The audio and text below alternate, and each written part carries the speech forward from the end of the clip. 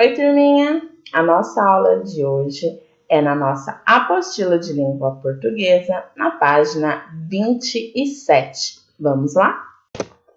Hora do texto. No tempo em que Lobato escreveu as histórias do Sítio do Pica-Pau Amarelo, a vida era muito diferente da que levamos hoje. Os tempos mudam, não é mesmo? Que tal uma paradinha para conhecer um pouco mais sobre o criador desse fantástico universo? Então vamos lá, turminha, vamos descobrir um pouquinho mais sobre Lobato, o provocador da fantasia. José Bento Monteiro Lobato nasceu em 18 de abril de 1882, na cidade de Taubaté, São Paulo. Quando criança, costumava passar parte de suas férias na fazenda Buquira da família, na Serra da Mantiqueira. Lá, o menino Juca, como gostava de ser chamado, apreciava contemplar a mata e o ribeirão apoiado na porteira da fazenda. Então, olha só, nós temos aí como identificação número 1, onde nós estamos falando dele. Agora, o número 2 está falando, olha só, no ribeirão. Joaquina, uma ex-escrava, era observada por Juca enquanto pescava lambaris, traíras e outros bichinhos, como uma peneira.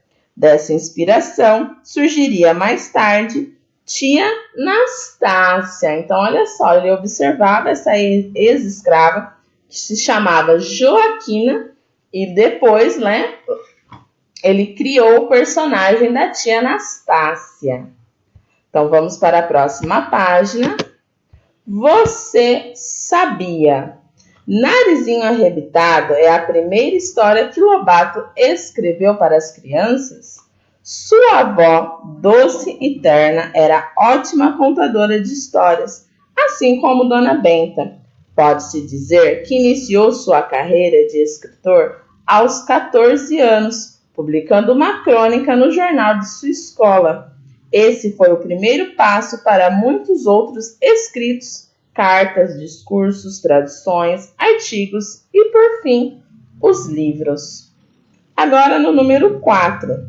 Juca tinha apreço pela leitura e, por essa razão, passava bons momentos na biblioteca da casa de seu avô, o Visconde de Tremembé. Então, agora vamos seguir para a próxima página. Você sabia? Reinações de Narizinho. Você sabe o que quer dizer reinação? Se pensou em travessuras, parabéns, você acertou. Olhem só agora o número 5. Em 1820, já escritor conhecido do público adulto, Lobato lança seu primeiro livro para as crianças, A Menina do Narizinho Arrebitado. O começo dessa história você já ouviu aqui. Casado com Purezinha, teve 4 filhos e tornou-se reconhecido na literatura infantil por suas publicações e histórias do Sítio do Pica-Pau Amarelo. E agora, por último, na número 6, não li aqui a número 6. É considerado o pai da literatura infantil brasileira. Isso se explica porque antes de Lobato, as histórias lidas pelas crianças daqui vinham da Europa e não apresentavam costumes próprios da nossa terra. Sem falar que eram escritas numa linguagem um pouco difícil de entender, muito rebuscada para as crianças. A chegada de suas histórias que uniam realidade e fantasia num cenário bem brasileiro, cativou de imediato o público infantil. Então, agora sim, olhem só, Lobato morreu em 1948, mas suas histórias continuam vivas, encantando a todos a cada nova leitura. Então, depois de conhecer um pouquinho mais sobre Lobato, vamos agora para a página 30 e vamos realizar o diálogo com o texto. Então, pergunta número 1.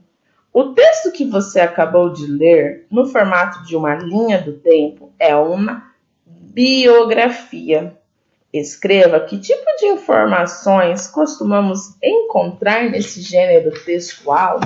Então, vamos pensar biografia. Nós já vimos alguma coisa sobre biografia.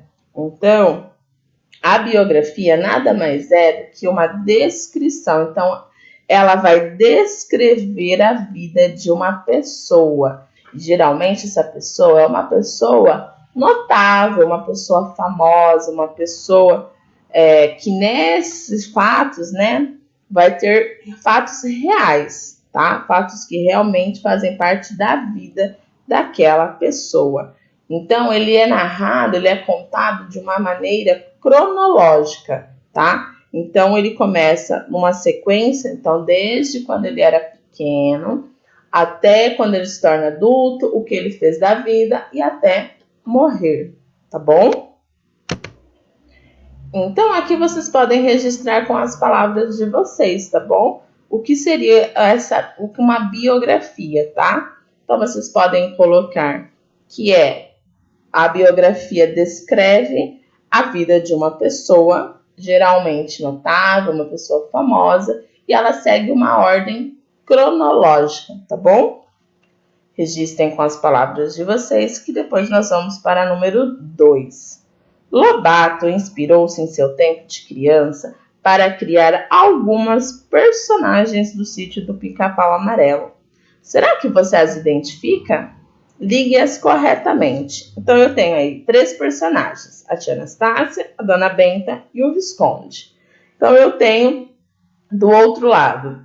Eu me pareço com a vovó de Lobato. Assim como a terna senhorinha, conto muitas histórias. De quem nós estamos falando? Da dona Benta. Muito bem, então podem ligar. Depois, fui inspirada em um professor e no avô de Juca, conhecido por Visconde de Tremembé. Então, essa é muito fácil, hein? Nem vou falar. E por último, uma ex-escrava serviu de referência para minha criação. Lobato gostava de observá-la pescar. Também é muito fácil. É a tia Anastácia, muito bem. Então, liguem aí corretamente e vamos seguir para número 3. Monteiro Lobato narrou as peripécias da turma do sítio em muitos livros repletos de aventuras. Ficou curioso para conhecer outros títulos desse fascinante universo?